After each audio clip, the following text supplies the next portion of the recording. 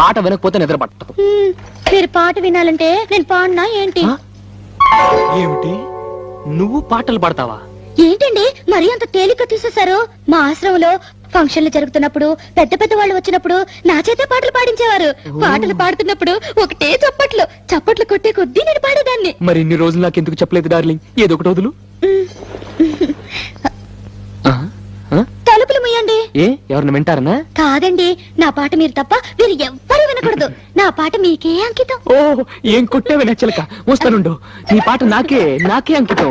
Okay, ఏది పాడు.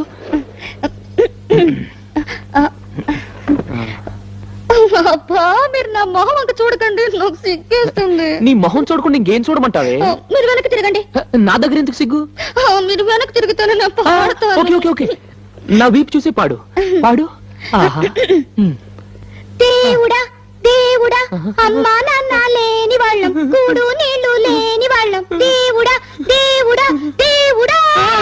ఆపు ఆపు, నీ అమ్మ కడుపులో బాంబు పెట్ట. దేవుడా దేవుడా అంటే ఎవరో పోయారనుకుంటారే. ఇది పాట కాదు, పాట కాదే, చౌకేకలు చౌకేకలు. నాయనమ్మా నాయనమ్మా, నిజంగా నా పాట బాగోలేదండి. దేవుడా.